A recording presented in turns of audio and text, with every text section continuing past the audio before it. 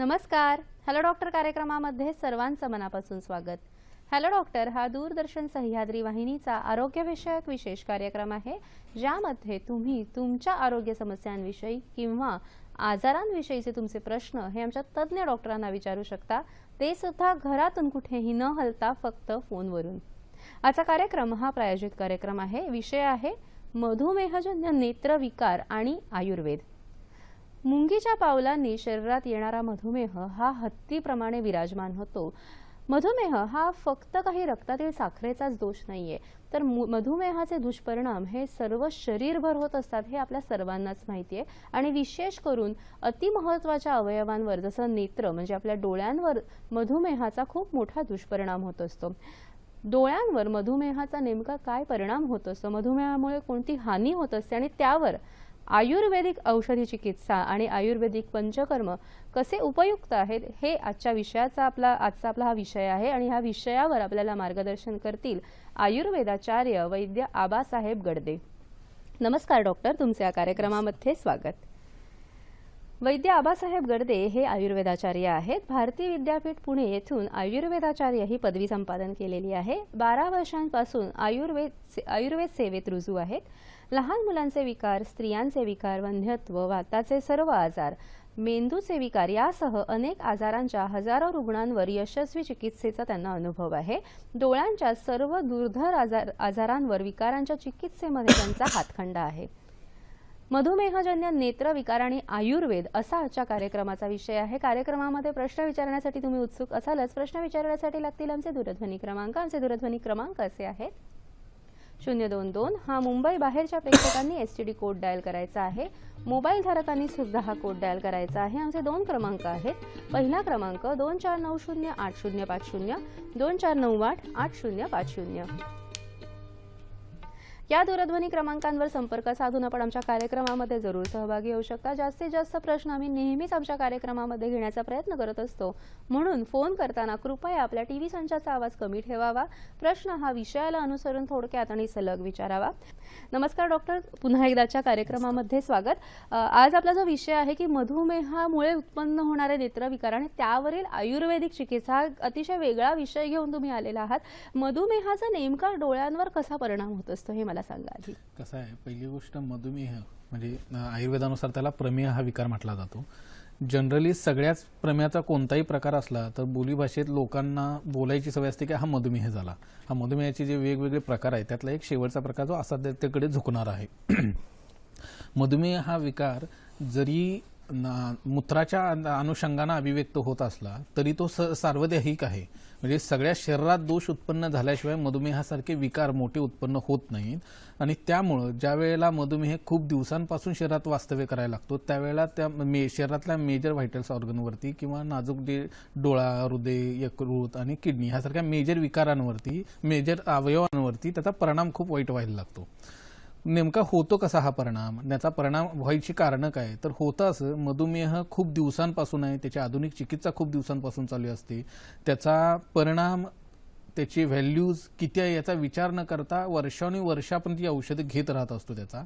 त्याचा एक परिणाम. दुसरं त्याचं डायग्नोसिस, निदान व्यवस्थित न करता फक्त शुगर व्हॅल्यू किंवा मूत्रातली शर्करा वाढलेली आहे त्याच्या इन्व्हेस्टिगेशनमध्ये व्हॅल्यूज वाढलेत आणि त्याच्या अनुषंगाने आपण ट्रीटमेंट करत असतो. ह्याचा दुसरा परिणाम. तिसरा, रक्ताचे मेजर विकार असतात ज्याच्या अनुषंगानं तात्पुरता काय होणार, रक्त शर्करा किंवा मूत्र शर्करा ही शरीरात वाढली आणि त्याची आपण रक्त शर्करानं मूत्र शर्करेची चिकित्सा करत बसतो. त्याचा मूळ विकार जो आहे तो बाजूलाच राहिलेला असतो.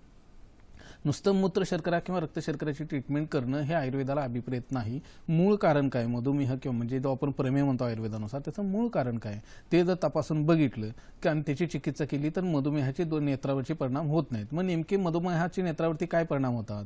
मधुमेह हा मुळातच मूत्र आणि रक्ताला हे 2 गोष्टी बाधित करणारा, सर्व शरीराला पादाक्रांत करणारा हा विकार असल्यामुळं ह्याचा मेजर परिणाम हा पडद्यावरती डोळ्यांच्या होत असतो. ह्याच्यात पडद्याला सूज येणं, सूज एकदा पडद्याला आली की मग परत त्याला ॲलोपॅथिक हिशोबाने म्हणजे आधुनिक चिकित्सेत त्याला इंजेक्शन दिली जातं. ॲव्हॅस्टिन नावाचे एक औषध आहे, त्याचे इंजेक्शन दिलं जातं.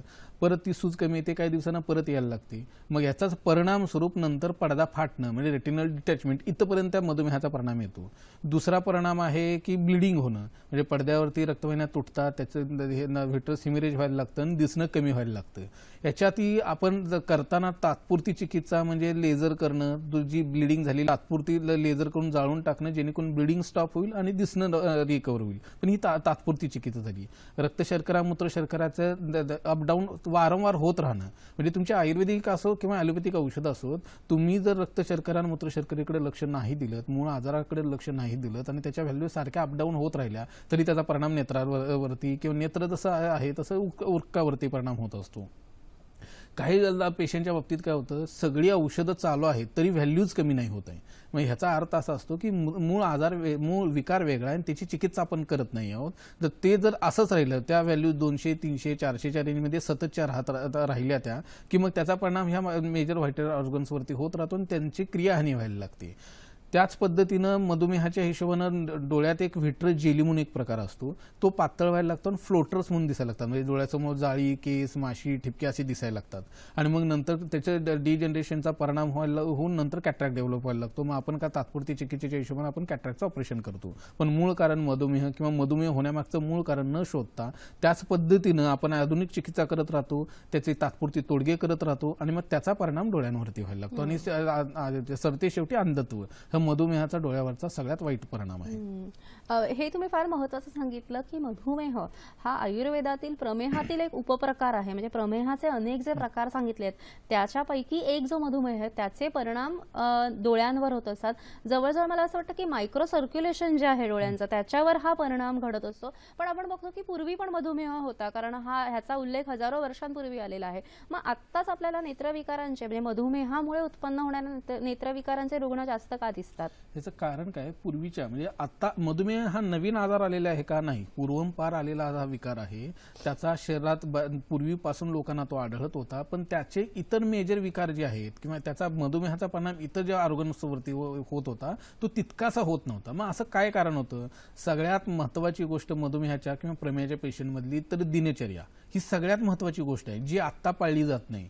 दुसरी गोष्ट, दिनचर्यातल्या काही गोष्टी अशा आहेत की ज्याचा विपर्यास करून आपण त्याचा वापर करत असतो, ती मी ओघात सांगेनच. ही दुसरी महत्वाची गोष्ट आहे. तिसरी, संकरित धान्य किंवा रासायनिक खतांचा मेजर वापर आहे. आहार, निद्रा आणि ब्रह्मचर्य ह्या 3 गोष्टींची सांगड व्यवस्थित घातली जात नाही, ह्याचा परिणाम असतो. आणि अनावश्यक औषधांचं सेवन, ह्या ज्या काही गोष्टी आहेत त्याचा परिणाम स्वरूप मधुमेहाच्या पेशंटमध्ये नेत्रावरची विकार होत असतात. मग हे नेमके कसे होतात? आता जर उदाहरण सांगायला लागलं की दिनचर्या ही फार महत्वाची गोष्ट आहे. दिनचर्या आयुर्वेदात सांगितले की ब्राह्मी मुहूर्तावर उठावं. ब्राह्मी मुहूर्त म्हणजे आपल्या हिशोबाने 6, 7, 8 हा कालावधी होत नाही, तो कफाचा काल आहे. सूर्योदयाच्या पूर्वी उठणं, तो जो काल आहे तो ब्राह्मी मुहूर्त म्हटलं जातो. त्यावेळी काही खरं तर सांगितले उषपानं सांगितले. उषपान आपण एवढंच ऐकतो की सकाळी उठल्यानंतर रिकाम्या पोटी पाणी पिणं म्हणजे रक्त शुद्ध होतं, पोट साफ होतं किंवा इतर नेत्राचे विकार होत नाहीत, एवढं कुठून तरी आपण वाचलेलं असतं किंवा ऐकलेलं असतं, पण त्याचं शास्त्रोक्ती विधी माहीत नाही. खरं तर ब्राह्मी मुहूर्तावर सूर्योदयाच्या पूर्वी उषपान करणं अपेक्षित आहे. ते जर तुम्ही नाही केलं, फक्त सकाळी पाणी पिणे एवढंच लक्षात ठेवून जर म्हणजे तुम्ही सूर्योदयानंतर जर पाणी प्यायला लागलात तर तो कफ काळात पाणी घेणं व्हायला लागेल, कफाची वृद्धी व्हायला लागेल, दृष्टीचं हनन व्हायला लागेल. मधुमेह असेल तर त्या लोकांच्या दृष्टी नाश व्हायला लागेल. म्हणजे ही जी चुकीची पद्धत आहे हे होता कामा नये. ब्राह्मी मुहूर्ता उठलाय तुम्ही, आंघोळ पांघोळ उरकली, शौचविधी उरकलाय, त्यानंतर महत्वाचा पार्ट येतो की दंतमंजनाचा पार्ट, जो आपण वेगळ्या आपलं पेस्ट वापरत असतो. आत्ता वेगवेगळ्या काही म्हणजे हिरोईन्स त्या म्हणजे मिठाच्या किंवा कोळशाच्या अशा जाहिराती केल्या जातात. ह्या गोष्टी आयुर्वेदानं पूर्वंपार अगोदर सांगून ठेवलेल्या आहेत. त्याच जर तुम्ही आत्ता जर जाहिरातीमधून बघून करण्यापेक्षा जर कुठल्या तर आयुर्वेदाचा सल्ला घेऊन, आयुर्वेदिक वैद्याचा सल्ला घेऊन दंतमंजनासारखी प्रॉपर वेने करायला लागलात की त्याच्यात बकुळ, खदीर, निंब ह्या गोष्टींचा समावेश असतो. त्या दंतमंजन आपल्या हिशोबाने काय आहे, फक्त दात साफ करणं म्हणजे स्वच्छता एवढा आयुर्वेदाचा अपेक्षित किंवा एवढा संकुचित विचार नाहीच आहे मुळात. दंतमंजन ही कन्सेप्ट स्वच्छता तर ही होतेच, पण जी ज्या वेळेला पुदिना फूल, ओवा फूल आणि मी मागाशी सांगितलेल्या वनस्पतींचं जर दंतपंजन केलं गेलं तर ते पचनावरती परिणाम करणार आहे, रक्तावरती इम्पॅक्ट खूप चांगला व्हायला लागणार आहे. तर पचन सुधारलं की मधुमेह आणि तत्सम विकारांवरती ह्याचा खूप सुंदर इम्पॅक्ट येत असतो. म्हणजे दिनचर्यातला दंतमंजनाचा पार्ट ही तितकाच महत्वाचा आहे. त्यानंतर येतो व्यायाम. खरं तर व्यायामाचा अतिरेक ही गोष्ट फार धोकादायक आहे. आयुर्वेदानं व्यायाम हा अर्धशक्ती सांगितलेला आहे. व्यायामाचा अतिरेक व्हायला लागला की रक्तपित्त म्हणजे इंटरनल ब्लिडिंग कुठेही व्हायला लागतं. जर मधुमेहाचा पेशंट असेल आणि त्यानं व्यायामाचा अतिरेक करायला लागला तर इंटरनल ब्लिडिंग होणार हे ठरलेलं आहे. त्याला दुसरं मधुमेह कारण असत नाही. मुळात कारण काय, व्यायामानं आपण काय करत बसतो, लेझर करत बसतो, मूळ कारण शोधत नाही. व्यायामाचा अतिरेक व्हायला लागला की इतरही गोष्टी तितक्याच होणार आहे. श्वास, कास, वांती आणि रक्तपित्त अशी मेजर विकार सांगून ठेवलेले आहेत आयुर्वेदात. व्यायाम हा जसा प्रकार आहे हे आयुर्वेदानुसार 6 कर्मात मोडून सांगून ठेवली. व्यायाम, अति जागरण असणं किंवा स्त्री सेवन करणं, ह्या ज्या गोष्टी आहेत, भाषण करणं म्हणजे भाषण जे मोठमोठ्यानं करतात ते, आणि मोठ्यानं हसणं जाणीवपूर्वक, ह्या सगळ्या गोष्टींचा आयुर्वेदानुसार 6 कर्मात वर्णन केलं आणि त्यांचा नीट वापर केला तरच आपल्याला, किंवा त्याचा मर्यादित ठेवलं तरच आपल्याला ह्या विकारापासून लाभ फार होता येईल. महत्त्वाच्या गोष्टीकडे तुम्ही लक्ष दिलेलं आहे. कारण दिनचर्या म्हणजे आपण दैनंदिन व्यवहारात ज्या गोष्टी करतो त्यांच्यावरच मूळ आपण फार चुकीच्या करत असल्यामुळे हे डायबिटीसचे जे डोळ्यांचे विकार आहे ते वाढताना आपल्याला दिसत आहेत. तर आपल्याला पहिला प्रश्न आलेला आहे. रवींद्र कुडाळकर प्रश्न विचारत आहेत पुण्यावरून. नमस्कार. नमस्कार, बोला. मी रवींद्र कुडाळकर पुण्याहून बोलतोय सर. बोला. माझे 2 प्रश्न आहेत आपल्याला. हा. पहिला प्रश्न असा आहे की उदाहरणार्थ 30 मधल्या मधुमेही रुग्णाला नेत्रविकार होणारे आणि 50 नंतर होणाऱ्या मधुमेही रुग्णाला होणारे नेत्रविकार याच्या तीव्रतेमध्ये काही फरक असतो का आणि परिणामांमध्ये? आणि दुसरा प्रश्न मला असा विचारायचा की साधारणतः वर्षभरामध्ये कुठल्या प्रकारच्या नेत्र तपासण्या मधुमेही रुग्णाने नियमितपणे कराव्यात की ज्यायोगे नेत्रविकार कमी करता येतील किंवा टाळता येतील? धन्यवाद. सांगतो. पहिली गोष्ट हे लक्षात घ्या, वय किती आहे हे काउंट नाही करत. शुगर मध्ये खरं तर शुगर हा विकार उतरत्या वयाला येणारा विकार आहे. तो असा वयाच्या 20, 25, 30ला फारसा तुम्हाला जाणवत नाही, पण ज्यावेळेस जाणवतो त्यावेळेस त्याची तीव्रता तुम्ही लक्षात घेणं अपेक्षित आहे. ज्या काळात म्हणजे वय वर्ष 35 पर्यंत मोठे विकार कधीही संभवत नाहीत, कारण आईचं दूध, गुटी वटी याचा टोला वयाच्या म्हणजे शरीराची पूर्णता वाढ 25 पर्यंत होते. 25 ते 35 पर्यंत आईचं दूध आणि गुटीचा टोला टिकत असतो. त्यामुळे मोठ्या विकारांची शक्यतो जंतरी मागे 35 पर्यंत लागत नाही. पण 35च्या आत ज्यावेळेला मधुमेहासारखे विकार व्हायला लागतात त्यावेळेला मेजर काहीतरी मागे होऊन गेले हे ठरलेलं आहे. म्हणजे फॉर एक्झाम्पल काही पेशंटना कावीळ होऊन जाते 1दा 2दा 3दा आणि त्या कावीळची ट्रीटमेंट केली जात नाही किंवा त्याची पथ्य केली जात नाही. आणि मग नंतर एक 5, 7, 8 वर्षानंतर त्याला मधुमेह म्हणजे इन्शुलिन परत चालू करायला लागतं आणि त्याचा परिणाम डोळ्यावरती व्हायला लागतो. ह्या वेळेला तुम्ही इन्शुलिनची मात्रा किती वाढवत राहिलात तर ते मधुमेहजन्य नेत्रविकार थांबणार नाही, ते वाढतच जाणार. आणि मूळ जे म्हणजे कावीळ बसल्यामुळे किंवा कामला बसल्यामुळे जो लिव्हरवरती परिणाम आहे तो आयुर्वेदिक औषधानं कमी केला तर मग आपल्याला ते कमी करता येतं. आता तीव्रतेचा विषय हा वयाच्या हिशोबाने अनुषंगाने तर मी सांगून दिला. दुसरी गोष्ट, मधुमेह मुळे नेत्रावरती परिणाम होऊ नये म्हणून जे तपासण्या म्हणताय ते शुगर सोडली तर फारशा वेगळ्या नाहीत, पण ह्याला दुसरी प्रिव्हेन्शनच्या हिशोबाने विचार करायला लागला तर आयुर्वेदिक ट्रीटमेंट चालू करणं, आयुर्वेदिक वैद्याला नित्यानं नाडी दाखवणं, ट्रीटमेंट जरी घेत नसाल तर आयुर्वेदिक वैद्याला नित्यानं नाडी दाखवणं, ज्याच्यामुळं प्रमेहाचा परिणाम ज्या वेळेला होत जरी असेल, रक्तात विकृती येत असेल, नेत्रावरती परिणाम होत असेल, उरकावरती परिणाम होत असेल, ते नाडी परीक्षणात जास्त कळते बाकीच्या इन्व्हेस्टिगेशन पेक्षा. इन्व्हेस्टिगेशन हे कोणताही आजार झाल्यानंतर लक्षात येतो. म्हणजे आता फॉर एक्झाम्पल सोनोग्राफी केली, सोनोग्राफीत स्ट्रक्चरल डिफॉर्मिटी दिसायला लागते आपल्याला. कोणती फंक्शन म्हणजे लिव्हर फंक्शन हॅम्पर आहे हे सोनोग्राफीत नाही दिसणार आहे तुम्हाला. म्हणजे रक्त खराब होतंय हे सोनोग्राफीत नाही दिसणार. रक्ताला लिव्हरला सूज आली, लिव्हरमध्ये फॅट जमले हे तुमच्या सोनोग्राफीत लक्षात यायला लागेल. त्यामुळे नंतर काही ते प्रिव्हेन्शन म्हणून काही तर इन्व्हेस्टिगेशन करत राहण्यापेक्षा नित्यानं 1.5-2 महिन्यातनं जी काय शुगर लेवल असेल त्यानुसार किती दिवसातून आपल्याला शुगर चेक करायची ती नित्यानं करत राहा आणि आयुर्वेदिक वैद्याला नाडी दाखवत राहा. रक्तातले दोष त्याच्या लक्षात यायला लागेल आणि शुद्धी चिकित्सेच्या हिशोबाने प्रयत्न करता येईल जेणेकरून तुम्हाला प्रमेयाचा डोळ्यावरती परिणाम होणार नाही. निश्चितच. म्हणजे दशविध परीक्षांपैकी नाडी परीक्षा ही अतिशय महत्त्वाची परीक्षा आयुर्वेदाने सांगितलेली आहे. ही नियमित करत राहणं हा सुद्धा मधुमेहापासून जे इतर दुष्परिणाम होत असतात त्यांच्या त्याच्यासाठी प्रिव्हेंटिव्ह असा उपचार आपण म्हणू शकत नाही, पण एक प्रिव्हेंटिव्ह होण्यासाठी अतिशय उपयुक्त ठरू शकतं. दिनचर्येचा सरांनी उल्लेख केला. इतरही अनेक विषय आणि हेतू मधुमेहामुळे नेत्रविकार कसा होतो याविषयी आपण जाणून घेणार आहोत. मधुमेहामुळे नेत्रविकार होणारी आयुर्वेदिक चिकित्सा काय आहे याविषयी सुद्धा जाणून घेऊया. मात्र कार्यक्रमात आता घेऊया एक छोटीशी विश्रांती.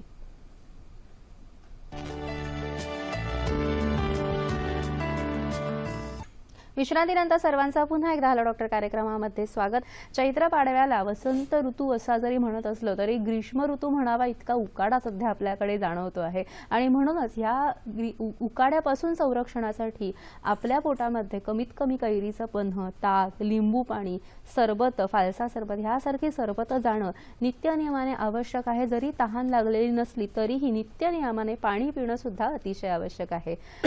मधुमेहामुळे नेत्रजन्य जे विकार होतात त्यामध्ये दिनचर्याचा फार मोठा भाग सरांनी आता सांगितला. थोडासा अर्धवट राहिलेला सर तो विषय अजून विस्ताराने काय सांगू शकाल? मग अशी जसं सांगितलं साहस कर्मात सांगितलंय की स्त्री सेवन, जागरण, मार्गक्रमण, व्यायाम, हास्य आणि भाषण, मोठं भाषण करणं ह्या गोष्टी ज्यांचा व्यवसाय स्वरूप आहेत.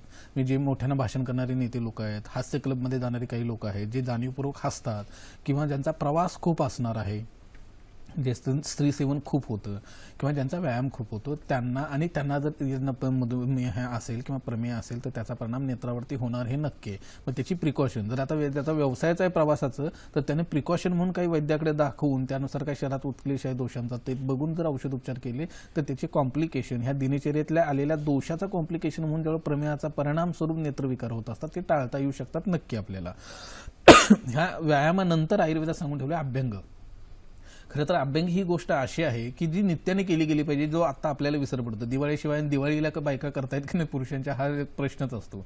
नित्यानं अभ्यंग करत राहिलो तर खरं तर शरीर पुष्ट धष्टपुष्ट तर होतच, पण सगळ्यात बेसिक आणि बेनिफिट जो होत असतो तो नेत्रांना होत असतो. दृष्टी प्रसाधनाचं काम करतं, दृष्टी साफ करतं आणि पडद्याची ताकद वाढवायचं काम अभ्यंग करत असतं. पण हे नित्याने केलं जात नाही. हाच दिनचर्येतला मेजर विकार आहे. त्याच अनुषंगानं म्हटलं तर आठवड्यातनं एकदा अंजन करायला सांगून ठेवलं आयुर्वेदात. जर आठवड्यातनं एकदा म्हणजे आपण लंघन करतो ना की आठ दिवस आपण कसंही काही खाल्लं तर 7 दिवसात 1 दिवस लंघन करावं जेणेकरून कोठ्यात जे काय आठवड्याभर घाण टाकले आपण त्याचं पचन करता येईल. तसंच आयुर्वेदाच्या हिशोबानं आठवड्यातनं एकदा जर अंजन करायला लागलात मग ते मधुमेह असो किंवा इतर विकार शरीरात असो ज्याचा परिणाम नेत्रावरती होत असेल तर नेत्रातनं पाणी गळायला लागलं अंजनामुळं तर ते दोषांचं निर्गमन व्हायला लागतं आणि नेत्रविकार कमी व्हायला लागतात. हा जो नेत्रांचा जो इम्पॅक्ट येतो हा दिनचर्येतला पार्ट म्हणून सांगितला आहे. तसंच काही गरज नसताना औषध उपचार घेणं. मगाशी जसा एका रुग्णानं प्रश्न विचारला की इन्व्हेस्टिगेशन काय करावेत. गरज नसताना इन्व्हेस्टिगेशन आणि गरज नसताना औषध उपचार करत राहिला तर त्याचाही नेत्रावरती खूप मेजर परिणाम होत असतो. त्याचं एक उदाहरण सांगतो.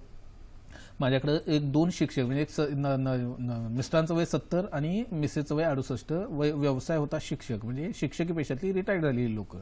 मिसेसला दाखवायला आणलं होतं ह्याच्यासाठी की संधिगत वात आहे म्हणून, पण रुटीन दाखवायचं म्हणून काय तपासण्या करायच्या काय विचारलं. मी नको म्हणून सांगतानाही मिस्टरांनी 70व्या वर्षी जाऊन इन्व्हेस्टिगेशन केलं आणि त्याच्यात शुगर निघाली 450 शुगर असताना पेशंटना काहीतरी त्रास होत असणं अपेक्षित आहे. शरीरातल्या इतर आजार असतील, काही त्याला इतरही विकार आहेत ज्याच्यात शुगर लेवल वाढू शकते. हे जर वैद्यानं तपासलं तशी औषध घेतली तर शुगर लेवल रेज होत नाही आणि मग त्याचा परिणाम होत नाही. पण त्याचा औषध उपचार न करता घाबरले आणि त्यांनी घाबरल्यानंतर औषध उपचार चालू केल्यानंतर त्यानंतर वजनही घटलं आणि त्याचा परिणाम डोळ्यावरती खूप व्हायला लागला. ह्या गोष्टी सांभाळल्या तर प्रॉब्लेम येत नाही. हे टाळलं तर मधुमेहाचा नेत्रावरचा परिणाम टाळता येऊ शकतो. म्हणजे अतिशय दक्षपणे आपण या सर्व गोष्टी केल्या पाहिजेत. आपल्याला प्रश्न आलेला आहे. बाळासाहेब प्रश्न विचारतायत अहमदनगरवरून. नमस्कार. नमस्कार. नमस्कार. मी अहमदनगरवरून बोलतो. बोला. वाघमोडे. बोला. मधुमेह विषयी विचारायचं आहे मला. मधुमेह लक्षणं काय काय असतात ते विचारायचं. पहिली दुसरं काय आहे का प्रश्न अजून? हा मधुमेहच विचारायचं. दुसरं डोळ्याचं काही नाही माझं. मधुमेहच विचारायचं. ठीक आहे. सांगतो. पहिली गोष्ट मधुमेह हा जो प्रकार आहे तो लघवीच्या अनुषंगानं उत्पन्न होत असतो. प्रभूत अविल मूत्रता म्हणजे वारंवार गडूळ लघवी होणं हे प्रमुख लक्षण आहे.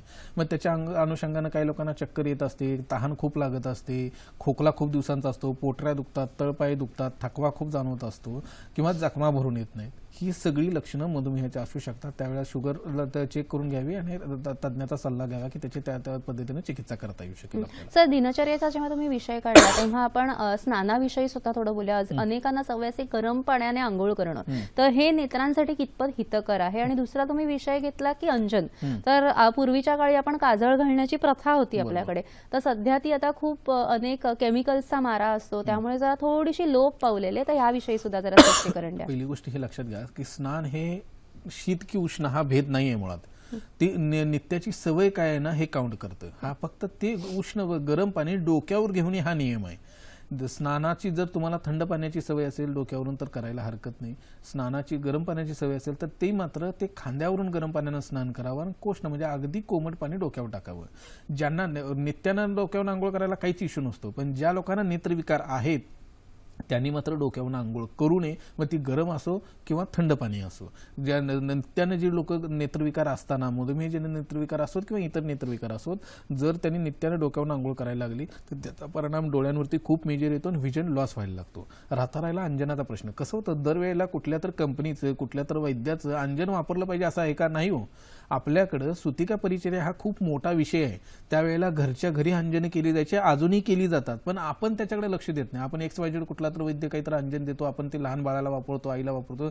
असं न करता घरच्या घरी अंजन करता येऊ शकतात. मी तुम्हाला एक प्रोसिजर सांगतो, सगळ्यांनी लिहून घ्यायला काही हरकत नाही. कोरफड असते, कोरफडीचं वरचं हिरवं पानाचं हिरवं आवरण काढायचं, आतला गर घ्यायचा, कोणत्याही प्लेटमध्ये एका स्टीलच्या प्लेटमध्ये तो गर पसरून उन्हात वाळवायचा. संध्याकाळपर्यंत तो तिथं गर आहे हे लक्षात येत नाही. एक थीन लेअर त्या स्टीलच्या भांड्यावरती त्या प्लेटवरती तयार होतो. ती ज्या बाजूला ती थीन लेअर तयार होतो ते एका तुपाचा दिवा करून, शुद्ध गाईचा तुपाचा दिवा करावा आणि त्याच्यावरती ते उपडं ठेवावं रात्रभर, की मग त्याची काजळी त्या कोरफडीच्या गराला चिकटते आणि दुसऱ्या दिवशी ते सगळं काढून घ्यावं आणि त्या काजळीमध्ये थोडंसं एरंड तेल टाकून तुम्ही त्याचं काजळ करावं. हे जर नित्यानं वापरलं गेलं, आठवड्यातनं 2दा वापरा, 3दा वापरा, रोज वापरा. बाळंतीण आणि रुटीन इतरही लोक यांच्यासाठी खूप फायद्याची गोष्ट आहे आणि जेन्युइन आहे इतर काही वापरण्यापेक्षा. कारण इतर गोष्टी ह्या वैद्याच्या सल्ल्यानं डोळ्यात घातल्या पाहिजेत. कोणते स्वतः ठरवून घालता येत नाही, कारण दृष्टीनाश त्या अंजनाचा चुकीच्या पद्धतीने केला तर होऊ शकतो. अतिशय चांगलं अंजन तुम्ही घातलेलं आहे आणि एक चांगली रेसिपी सुद्धा आम्हाला सांगितलेली आहे, त्यासाठी धन्यवाद. सर, जेव्हा आपण म्हणतो की मधुमेहजन्य नेत्रविकार, मधुमेहाचा परिणाम डोळ्यांवर झालाय, मग त्याचा प्रतिकार कसा करावा, आयुर्वेदामध्ये काय सांगितलेलं आहे? कसं आहे, मधुमेह झाला की सुरुवातीलाच ह्या गोष्टी करायला पाहिजेत, पण काही वेळेला होत नाहीत. आपल्याला असं वाटत असतं मी स्वतःची खूप काळजी घेतोय, मी औषधोपचार मधुमेहाची करतोय की मला त्रास होणार नाही. मधुमेह झाला आणि आयुर्वेदिक चिकित्सा नसेल तर त्याच्या इतर ऑर्गनवरती परिणाम होणार हे नक्की आहे. त्यासाठी पूर्वतयारी अगोदरच करायला पाहिजे. पण आता नाही केली आपण, आयुर्वेदिक औषधोपचार नाही केले, शोधन चिकित्सा नाही केली आणि नेत्रविकार झालेत, तर अशा लोकांनी करायची गोष्ट अशी, कसं आहे, काही दिवसापर्यंत 2, 3, 4 वर्षापर्यंत शरीरात मधुमेह आहे आणि त्याचा परिणाम ज्यावेळी नेत्रविकाराच्या अनुषंगाने यायला लागतो त्यावेळेला शोधन चिकित्सा तितकीच महत्वाची आहे. शोधन चिकित्सा, शमन चिकित्सा आणि मग तत्सम आहाराच्या हिशोबानं काही इम्पॅक्ट यायला लागतो. दुधापासून जसं तूप बनतं तसंच रक्तापासून रक्तवाहिन्या, स्नायू ह्या गोष्टी बनत असतात. मधुमेह हा विकार रक्त आणि मूत्र ह्या दूषित करणारा विकार असल्यामुळं रक्ताची क्वालिटी इतकी खराब व्हायला लागते ह्या मधुमेहाचा परिणाम म्हणून, की नंतर रक्तवाहिन्या पातळ व्हायला लागतात, नंतर ब्लिडिंग, पडद्याला सूज, तत्सम विकार होत असतात. तर त्याच्या ट्रीटमेंटचा पार्ट म्हणून सातूसारखे काही पदार्थ आहेत जे नित्यात त्याचं सेवन व्हायला पाहिजे. शोधन चिकित्सामध्ये गुळगुळ सिद्ध तिक्तक्षीर बस्ती दिलेली आहेत, पंचतिक्त बस्ती म्हणून प्रकार आहे बस्तीतला काही, हे बस्ती करून घ्यायला पाहिजेत. आहाराचं नियोजन वैद्याच्या सल्ल्यानं करायला हवं. वैद्याच्या सल्ल्यानं तुम्ही आहार आणि दिनचर्या मगाशी जशी सांगितली तसे दिनचर्याचे नियोजन करून घेतलं, आहाराचं नियोजन करून घेतलं आणि नाडी बघून मधुमेहाचा कोणता प्रकार आहे, वातज, पित्तज, कफच आहे की इतर गोष्टींचा परिणाम म्हणून. म्हणजे आता उदाहरण सांगायचं झालं की जनरली पूर्वीच्या लोकांना असं व्हायचं की जखम झाली, भरून येत नाही म्हणून शुगर चेक केलं आणि शुगर आहे हे लक्षात आलं. तर शुगर असणं, रक्त शर्करा किंवा मूत्र शर्करा वाढणं हे फक्त मधुमेहाचं सिम्पटम असतं अशातला भाग नाही. भरून न येणं ही जी गोष्ट आहे ती काही लोकांना सततचा खोकला असतो, काहींना दम लागत असतो, काहींना सततची तहान लागते, काहींना आजीर्ण हा विकार असतो, काहींना विषमज्वर किंवा ज्वराचा परिणाम म्हणून येत असतं. ह्या ज्या गोष्टी आहेत ह्याचा परिणाम म्हणून जखमा भरून येत नाही. आणि अशा व्यक्तींमध्ये जखमा भरून नाही आलं की तुम्ही शुगर चेक केली तर शुगर डिटेक्ट होऊ शकते. तर त्या मूळ आजाराची ट्रीटमेंट करणं गरजेचं आहे. त्यामुळे मुळात निदान कोणतं करायचं, काय विकार आहे ह्याचे निदान करायचं आणि त्या अनुषंगाने औषध उपचार, शमनचिकित्सा आणि पंचकर्म ह्याची जर सांगड घातली तर मधुमेहाचा परिणाम जर ज्या लोकांना झालाय त्याचा नेत्रावरती परिणाम होणार नाही, झाला असेल तर तो कमी करता येईल आणि दृष्टी वाढवता येऊ शकेल. निश्चितच. आपल्याला प्रश्न आलेला आहे. सचिन प्रश्न विचारतायत मुंबईवरून. नमस्कार. हॅलो. नमस्कार, बोला. हा डॉक्टर, एक वर्ष झालं मला वारंवार लघवीचा त्रास होतोय आणि मी ब्लड चेक केलं, डायबिटीसची टेस्ट चेक केली. जेवण अगोदर 75 दाखवलं आणि जेवल्यानंतर 105 दाखवलं. वय किती आहे तुमचं? साधारणतः वय माझं 85 जन्मतारीख आहे. 85चा जन्म आहे म्हणजे 31 वर्षांचे, साधारण 32. ठीक आहे. तुम्हाला डोळ्यांसंबंधी काही प्रश्न विचारायचा आहे का सचिनजी? हा, वारंवार झोप येते मला डोळ्यावर, झापड येतं. ठीक आहे. अजून काही त्रास? आणि काही त्रास नाही, वारंवार भूक लागते, तहान लागते.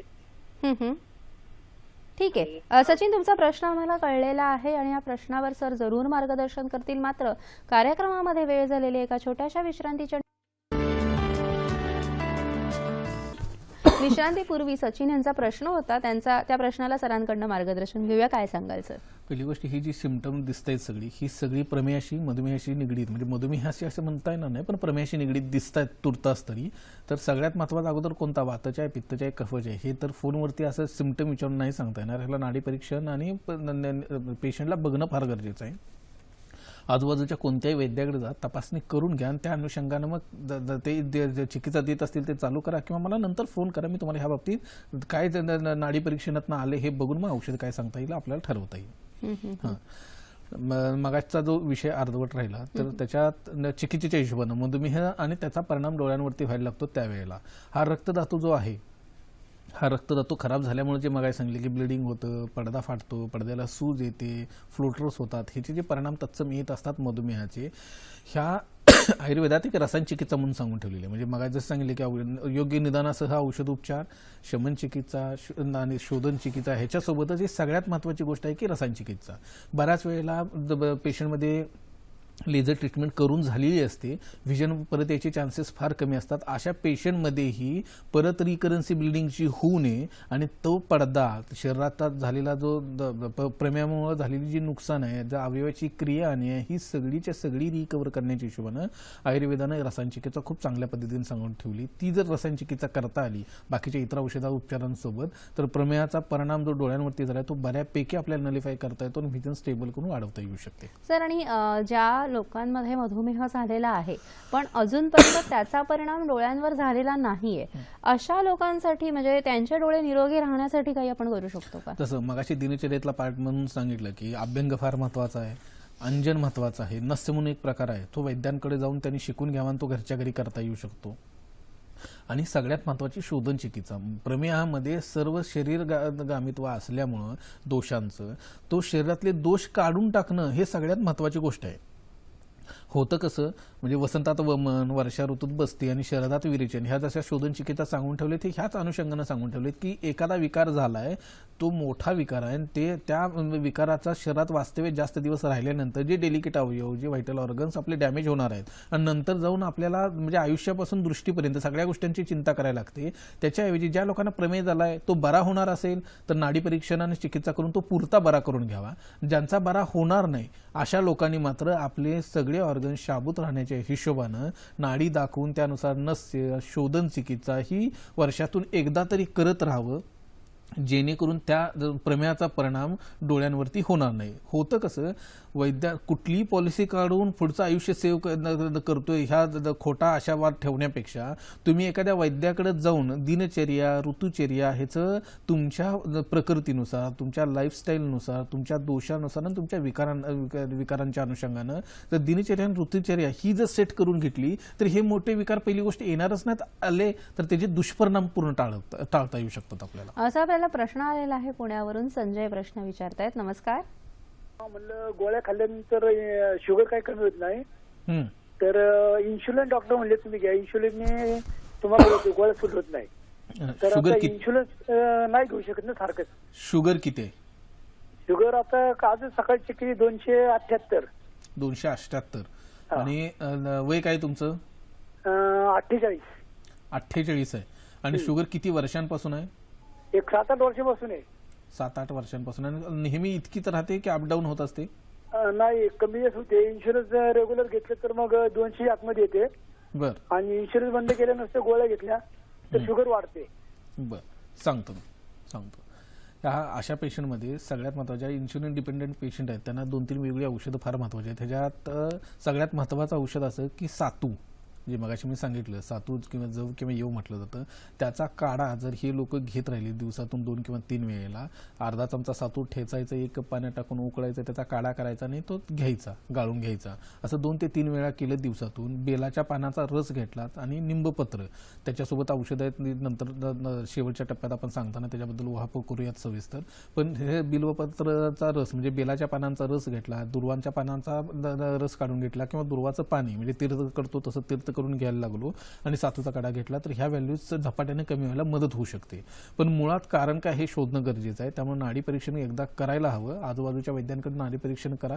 घरच्या घरी मी जे सांगतोय हेही फॉलो ठेवा, जेणेकरून शुगर मेंटेन व्हायला आणि इन्शुलिनची डिपेंडन्सी कमी व्हायला मदत होऊ शकेल. सर, मग हा जो मधुमेह विकार आहे किंवा तुम्ही म्हणालात की प्रमेह, आयुर्वेदामध्ये त्याला प्रमेह असं म्हटलेलं आहे, हा पूर्णपणे बरा होऊ शकतो का? पहिली गोष्ट मगाशी मी ते सांगितलं की प्रमेह हा वेगवेगळ्या 20 प्रकार आहेत. त्यातला कोणता प्रकार बरा होणार, कोणता नाही होणार हे ऑलरेडी ठरलेलं आहे, किंवा तसं शास्त्र सांगून ठेवलेलं आहे. आपण असं अजिबात म्हणत नाही की सगळ्याच मधुमेह म्हणजे सगळ्याच प्रमेहाचे प्रकार बरे होतात, असं नाही आहे. काही कफाचे आहेत, काही पित्ताचे आहेत, काही वाताचे प्रकार आहेत. ज्यातले वाताचे प्रकार हे असाध्यतेकडे जाणार आहेत किंवा कायमस्वरूपी न बरे होणार आहेत. बाकीच्या प्रकारामध्ये काही यापत्याकडे आहेत, काही औषध उपचार चालू असताना कमी होतात व्हॅल्यू आणि नंतर त्रास होतो, काही तर पुरते बरे होणार आहेत. आत्ताच्या काळात जे आपल्याला प्रमेहाचे पेशंट बघायला मिळतात, जे आपल्या हिशोबानं प्रभूताविल मूत्रता किंवा मूत्राच्या अनुषंगाने येणारे विकाराच्या अनुषंगाने जो दिसतो आपल्याला प्रमेह, तो तसा नाही आहे फारसा. स्टेज शुगर असते, रुटीन चेकअपमध्ये फुकटचे इन्व्हेस्टिगेशन कंपनीत करून मिळतात, म्हणून कुठेतरी 10 आणि 20 शुगर लेवल वाढलेली आणि मग गोळी चालू केलेली आहे. हे जे विकार आहेत हे पुरते बरे होणारे आणि त्याचे दुष्परिणाम सगळे टाळता येऊ शकतात. त्यामुळे प्रमेहाचा कोणता प्रकार आहे त्याच्यावरती जास्त डिपेंड करतं की हा पुरता बरा होणार आहे की नाही. काही प्रकार पूर्ण कायमस्वरूपी बरे होतात आणि त्याचे सगळे दुष्परिणाम शरीरातले काढून टाकता येतात. काही प्रमेहाच्या प्रकारात असा भाग येतो की त्याची व्हॅल्यूज आपल्याला कायमस्वरूपी स्टेबल करता येते आणि त्याचे दुष्परिणाम मात्र पूर्ण नलिफाय करतात. हे सुद्धा काही कमी नाही. प्रमेहाचे दुष्परिणाम किती आहेत आपण ॲलोपॅथिक औषधं घेत असताना किती भोगतोय हे बघतोय आपण. आयुर्वेदामुळे जर तेवढं आपल्याला साध्य होत असेल की व्हायटल ऑर्गन्स आपले शाबूत ठेवता येत असतील आपल्याला, तर ते करायला काहीच हरकत नाही. सर, मगाशी वारंवार उल्लेख केला आणि आयुर्वेदातील एक महत्त्वाची चिकित्सा पद्धती ज्याला आपण वैशिष्ट्यपूर्ण चिकित्सा पद्धती म्हणतो ती म्हणजे रसायन चिकित्सा.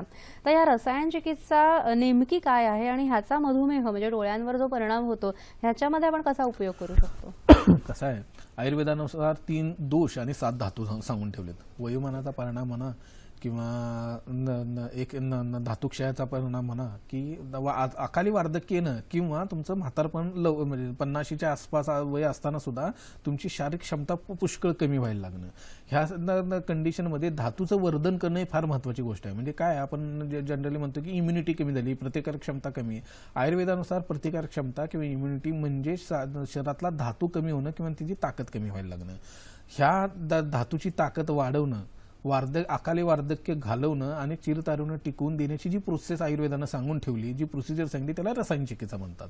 मग ह्याचा नेमका परिणाम, ह्याचा फायदा कसा घेता येतो, हे रसायन चिकित्सेचा आयुर्वेदानं जो उल्लेख केलाय तो असाध्य विकारांसाठी करून ठेवला आहे. असाध्य विकार जे आहेत जे बरे होत नाहीत त्याच्यासाठी रसायन चिकित्सा करा, जेणेकरून ते बरे करता येतील आणि लोकांचं आयुष्यवर्धन करता येईल.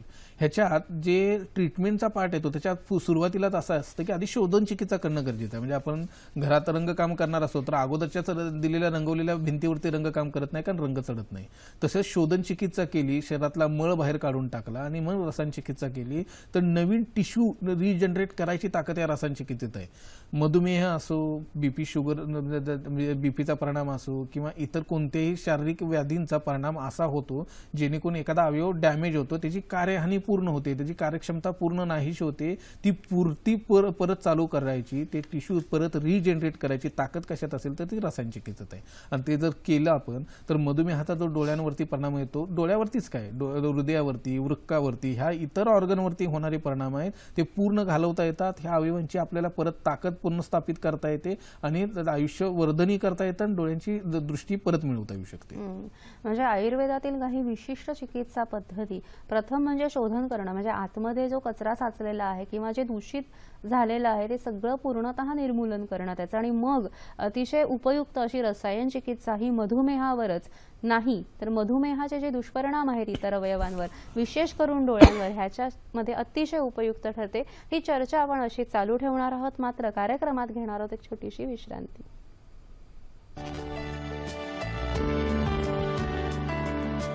कार्यक्रमामध्ये पुढे जाण्यापूर्वी आपण पुढचे हॅलो डॉक्टरचे कार्यक्रम कोणते आहेत ते थोडक्यात पाहून घेऊया.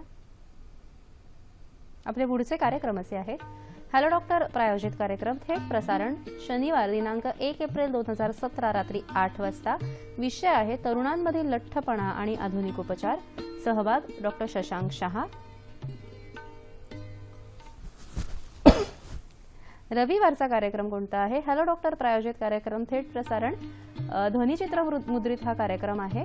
रविवार दिनांक 2 एप्रिल 2017 रात्री 8 वाजता. मानेच्या मणक्यांचे विकार आणि संयुक्त उपचार, आणि सहभागी आहेत डॉक्टर अनिल पाटील.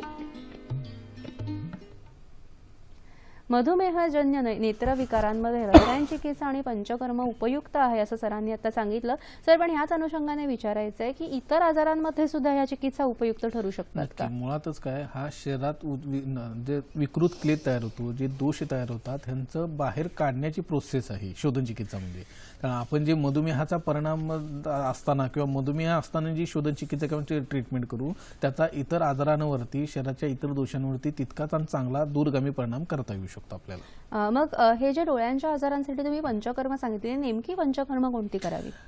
शारीरिक दोषांच्या, सार्वधिक विकारांच्या हिशोबाने पंचकर्म जे आपण सांगतो ते वमन, विरेचन, बस्ती, नस्य, बस्तीतले 2 प्रकार असे 5 पंचकर्माच्या हिशोबाने वर्णन करतो. पण नेत्रांच्या हिशोबाने वर्णन करताना वेगळ्या पद्धतीने करावं लागतं. ह्याच्यात नस्याचा पार्ट खूप मोठा आहे. नस्य हे खूप मोठी गोष्ट आहे जी मधुमेहजन्य नेत्रविकारांच्या हिशोबाने उपयोगी पडते आणि इतर नेत्रविकारातही खूप मोठा परिणाम करता येऊ शकतो. दुसरं बिडालक म्हणून आहे. तिसरं पिंडी म्हणून एक इम्पॅक्ट येतो. चौथा अंजन म्हणून येतं. 5वा तर्पण म्हणून परिणाम येतो. सगळ्यांनाच तर्पण उपयोगी पडतो अशातला भाग नाही. तर्पण भावानं कोणता व्याधी आहे, कोणते दोष आहेत, ह्यानुसार मग तर्पण करायचं की नाही करायचं हे ठरवायला लागतं. तर्पण येत असतं.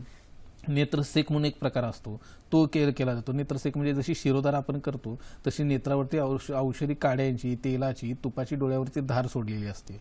ह्या गोष्टी ज्या आहेत ह्या जर पण नित्यानं शारीरिक शुद्धीसोबत म्हणजे वमन, विरेचन, बस्ती ह्याच्यासोबत जर ह्या नेत्राच्या पंचकर्माच्या काही गोष्टी केल्या तर डोळा आपणची दृष्टी वाढवण्याच्या हिशोबानं, दृष्टी टिकवण्याच्या हिशोबानं, आयुष्यभराच्या हिशोबानं खूप महत्वाची गोष्ट आहे. हे करत राहिलं तर डोळ्यांची दृष्टी स्टेबल करायला खूप मदत होऊ शकते आपल्याला.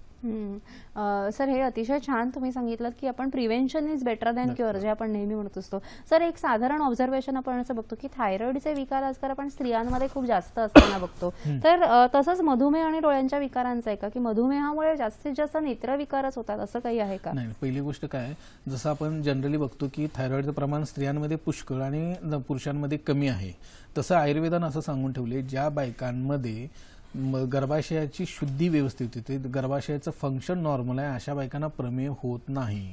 त्यामुळं ज्यांना अर्थापत्तीप्रमाणे दुसरा पार्ट असा येतो की ज्या बायकांची गर्भाशय शुद्धी नाही, गर्भाशयाशी संबंधित विकार खूप आहेत, त्या बायकांना प्रमेय होऊ शकतो. अशा बायकांच्या बाबतीत जर गर्भाशयाशी संबंधित चिकित्सा केली गेली तर प्रमेयाची ट्रीटमेंट केली जाते आणि त्याचे जे दुष्परिणाम नेत्राच्या अनुषंगाने येत असतात तेही कमी व्हायला लागतात. त्यामुळं हे नक्की आहे, जसं थायरॉइडचं प्रमाण असतं तसं शुगरच्या हिशोबानं आपल्याला अपेक्षित पुरुष लोकांमध्ये जास्त अपेक्षित असतं, स्त्रियांमध्ये फारसं नाही. कारण त्यांच्या शुद्धी, शरीर शुद्धीच्या हिशोबानं देवानं दिलेली एक देणगी गर्भाशय आहे, त्याच्यातनं ती शुद्धी सततची होत राहिली तर प्रमेयासारखे विकार टाळता येऊ शकतात. पण प्रमेय ज्यांना आलेले आहे त्याने अगोदर गर्भाशयाशी संबंधित काही विकार आहेत का हे तपासून घ्यावेत आणि त्या अनुषंगाने चिकित्सा करता यावी. सर, आपण जे मधुमेहाचे दुष्परिणाम म्हणतो त्याच्यामध्ये नेत्रविकार हे फार प्रामुख्याने आज आपण जो विषय घेतला, तर ह्याच्यामध्ये काही टाळता येण्यासारखा घरगुती उपचार आपण काही करू शकता का? मगाशी जसं तुम्ही अंजनाविषयी सांगितलं की घरगुती आपण करू करू शकतो अंजन, तसं काही करू शकतो का? करू शकतो ना. कसं आहे, आता साधं घरच्या घरी जिथं कडुनिंबाचा पाला हा सहज कुठेही अवेलेबल होऊ शकतो. जर कडुनिंबाचा पाला जर हे केला म्हणजे वाटून त्यात गाईचं म्हणजे शेळीचं दूध घातलं आणि त्याचा कल्क करून डोळ्यावरती ठेवला तर मधुमेहाचा परिणाम म्हणून ज्या वेळेला सुरुवातीला डोळे लाल होणे हे सिम्पटम येतं, ते कमी व्हायला लागतं, डोळ्यातले दोष कमी व्हायला लागतात आणि व्हिजन स्टेबल व्हायला मदत व्हायला लागते, डोळ्यातले दोष कमी होतात. त्याच पद्धतीने इतर आहेत. आता आपल्याला दुसरं सांगायचं लागलं तर हे रसांजन म्हणून एक औषध आहे. हे रसांजन हे नेत्रासाठी अमृत म्हणून सांगून ठेवले. गंमत होती अशी की डोळ्यांच्या सगळ्या नेत्रविकारांमध्ये ज्या वेळेला लाली येण्यापासून दृष्टीचं हनन होण्यापर्यंत ज्या वेळेला होतं त्यावेळेला ह्याची अंजनं, ह्याची आच्छोतनं वेगवेगळ्या पद्धतीने केलेली, इतर औषधांसोबत मिक्स केलेली जर हे वापरलं गेलं तर डोळ्यांचे दोष कमी व्हायला फार मदत होते आणि दृष्टी वाढते. दुसरी गोष्ट सांगायची झाली तर एक सातू म्हणून मागाशीपासून मी जे शुगर आणि इतर पेशंटमध्ये जे सांगतो हे सातू आहेत. हे जे सातू आपण घ्यायला लागलो ह्याचा जर काढा केला आणि हे जर नित्यानं ज्या शुगरच्या पेशंटमध्ये जे शुगरचे पेशंट आहेत ज्यांना नेत्रविकार झालेले नाहीत किंवा नेत्रविकार आहेत अशा लोकांनी ह्याची भाकरी करून खाल्ली किंवा ह्याचा काढा ठेवला तर यांना स्थूलता कमी व्हायला लागते, शुगर लेवल मेंटेन व्हायला लागते, रक्त आणि मूत्र शर्करा कमी व्हायला लागते आणि त्या मधुमेहाचा जो नेत्रावरचा परिणाम आहे तो नलिफाय करता येतो.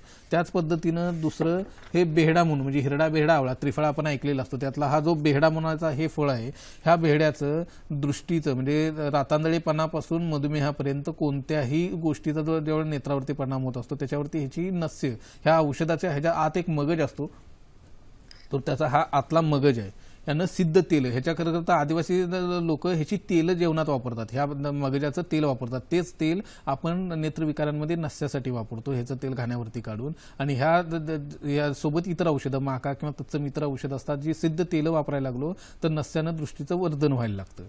त्यानंतर येतो हा सुरवारी हिरडा म्हणून. सुरवारी हिरडा हे मधात ह्याचं जर उगाळून अंजन केलं आपण डोळ्यात तर डोळ्यातले दोष कमी व्हायला लागतात, डोळ्यातनं पाणी गळायला लागतं. आणि त्यानंतर जे मगाशी जसं रसांजनचं आठवड्यातनं एकदा अंजन सांगितलं तसे नित्यानं काही लोक करत राहिली जे शुगर किंवा तत्सम विकार असोत अगर नसून नित्यानं सुरवारी हिरड्याचं मधातलं अंजन करत राहिलो तर नेत्रविकार आपल्याला अंगाला शिवतही नाहीत, इतकं हे मोठं आणि बहुगुणी औषध आहे. ह्याच्यानंतर बिल्व म्हणून आहे म्हणजे बेल म्हणून एक औषध आहे. तर बेल हे शुगरसाठी खूप मोठं औषध आहे. जर निंबपत्र, त्रिफळा, चंद्रप्रभा, वसंत कुसुमाकर ह्या एकत्रित केलेल्या योगासोबत ह्या बेलपत्राच्या पानांचा रस किंवा काढा दिला गेला तर शुगर लेवल तर मेंटेन होतेच, शुगर काही पेशंटची पूर्ण घालवता येते आणि ह्याचा दृष्टीवरचा सगळा परिणाम घालवता येऊ शकतो. अतिशय छान तुम्ही ही माहिती देताय. म्हणजे अगदी घरच्या घरी सुद्धा कमी खर्चामध्ये आपण अतिशय चांगलेपणाने मधुमेहावर नियंत्रण मिळवू शकतो आणि मधुमेहामुळे जे नेत्रावर दुष्परिणाम होत असतात त्याच्यावरही नियंत्रण मिळवतो. कार्यक्रमात ही चर्चा अशीच चालू ठेवते. मात्र कार्यक्रमात आता वेळ झाली आजच्या आरोग्य सल्ल्याची. आजचा आरोग्य सल्ला हा उष्माघाताशी निगडित आहे. उष्माघातापासून सावधान, उष्माघातापासून सुरक्षिततेसाठी या दक्षता घ्या. हे करू नका: दुपारी 12 ते 3 उन्हात फिरू नका, उच्च प्रथिनयुक्त आहार आणि शिळे अन्न खाऊ नका, मद्यसेवन, चहा, कॉफी आणि कार्बोनेटेड सॉफ्ट ड्रिंक्स घेऊ नका, त्यामुळे डिहायड्रेशन होते, पार्किंग केलेल्या वाहनामध्ये मुले किंवा पाळीव प्राण्यांना सोडू नका. हे जरूर करा. तहान नसल्यासही पुरेसे पाणी प्या, सौम्य रंगाचे सैल आणि कॉटनचे कपडे वापरा, बाहेर जाताना गॉगल्स, छत्री, टोपी, बूट किंवा चप्पल वापरा, प्रवास करताना सोबत पाणी घ्या, आपले घर थंड ठेवा, पडदे झडपा, सनशेड बसवा आणि रात्री खिडक्या उघड्या ठेवा. उन्हात डोक्यावर छत्री टोपीचा वापर करा, डोके, गळा, चेहऱ्यासाठी ओल्या कपड्याचा वापर करा. अशक्त कमजोरी असेल तर त्वरित डॉक्टरांचा सल्ला घ्या. ORS, घरची लस्सी, तोरणी, लिंबू पाणी, ताक इत्यादी घ्या. जनावरांना सावलीत ठेवा आणि पुरेसे पाणी द्या आणि फॅनचा वापर करा. थंड पाण्याने आंघोळ करा. पुनःप्रक्षेपण तुम्ही बघू शकता सोमवार दिनांक 10 एप्रिल 2017 सकाळी 9 वाजता. आजचा कार्यक्रम तुम्हाला कसा वाटला हे जाणून घेण्याची सुद्धा आम्हाला उत्सुकता आहे. याशिवाय ज्या डॉक्टर्सना आमच्या कार्यक्रमात प्रायोजित कार्यक्रम करायचा असेल त्यांनी आम्हाला जरूर संपर्क साधावा. आमचा पत्ता असा आहे: निर्माती हॅलो डॉक्टर, दूरदर्शन केंद्र, वरळी, मुंबई 400030. तुम्ही आम्हाला ईमेलद्वारे सुद्धा संपर्क साधू शकता. hellodoctor@ddkmumbai@gmail.com, www.facebook.com/ddsahyadri.in वर तुम्ही तुमच्या कॉमेंट्स पाठवू शकता किंवा youtube.com/user/ddsahyadri वर हाच कार्यक्रम तुम्ही पुन्हा बघू शकता. मधुमेहजन्य नेत्रविकारांमधील घरगुती औषधांविषयी आपण जाणून घेतलं. सर, तुम्ही मगाशी पंचकर्मात उल्लेख करताना तर्पण ह्या चिकित्सेचा उल्लेख केला, त्याविषयी थोडंसं अधिक सांगू शकता का? तर्पण म्हणजे डोळ्याचे दोष वाढलेले असताना डोळ्यात आपण तूप सोडतो आणि मग त्याची मात्रा असते, म्हणजे वात पित्त कफ कोणते दोष आहेत त्यानुसार किती वेळ डोळ्यांची उघडझाप करायची. हे करायला लागलं की डोळ्याचे बळी वाढतं, दृष्टीचं हनन जे होत असतं ते कमी व्हायला लागतं. फक्त त्याची औषधं प्रत्येक वेळा वेगळी आहेत. काही लोक महात्रिफळा घृतानं करतात, काही घृतमंडानं करतात. औषध व्यक्ती परत्वे, आजार परत्वे औषध बदलतं. थोडक्यात काय, डोळ्यात तूप सोडून डोळ्यांची उघडझाप करणं म्हणजे तर्पण. सर, आणि बस्ती ही चिकित्सा फायदेशीर ठरू शकते का? बस्ती या चिकित्सेचा मधुमेहजन्य नेत्रविकारात खूप मोठा इम्पॅक्ट येऊ शकतो, खूप फायदा होऊ शकतो. जर बस्ती चिकित्सा केली की थोडक्यात काय, आपण शरीर शुद्धी करत असतो. बस्ती चिकित्सा मोठ्या आतड्यात औषध सोडणार आणि ते त्यात दोष जिरून बाहेर पडायला लागले की मधुमेहाचा डोळ्यांवरचा परिणाम कमी करता येतो. निश्चितच विषयाची व्याप्ती खूप मोठी आहे, पण आता आपल्याला वेळ कमी पडते, तर थोडक्यात जाता जाता माझ्या मनात काही अजून प्रश्न उरलेले आहेत. थोडक्यात मला सांगा सर, की डोळ्यात येणारी अंजुरली ही आयुर्वेदिक उपचारांनी बरी होऊ शकते का? कायमस्वरूपी घालवता येते. 40 वर्ष वयानंतर लागणारा चष्मा आहे किंवा लहान मुलांमधला चष्मा आहे तो जाऊ शकतो का? लहान मुलांचा चष्मा हा नंबर किती आहे त्याच्यावरती डिपेंड आहे, पण तो लहान मुलांचा चष्मा घालवता येतो. 40 वर्षावरचा जो चष्मा आहे ते वाढ जी आहे ते थांबवता येऊ शकतो. डोळ्यात येणारा जो कोरडेपणा आहे त्याच्यावर आयुर्वेदिक उपाय आहे का? डोळ्यावरचा कोरडेपणा याच्यावरती फक्त आयुर्वेदातच उपाय आहे आणि तो खूप चांगल्या पद्धतीने दुरुस्त करता येतो. डोळ्यांचा पडदा फाटणे, रेटायनल डिटॅचमेंट उपाय आहे का? रेटिनल डिटॅचमेंट वरती आयुर्वेदात खूप सुंदर चिकित्सा करता येऊ शकते. आणि ऑप्टिक न्यूरायटिस या त्रासामध्ये आपण उपयोगी काही देऊ शकतो का? ऑप्टिक न्यूरायटिस मध्ये मूळ, जसं आता रांजणवाडी सांगितली, त्याच मूळ आजारांची ट्रीटमेंट केली तर ऑप्टिक न्यूरायटिस सारख्या विकारांवरती आयुर्वेदात यशस्वी चिकित्सा करता येऊ शकते. निश्चित सर, जाता जाता तुम्ही आमच्या दर्शकांना काय संदेश देऊ शकता?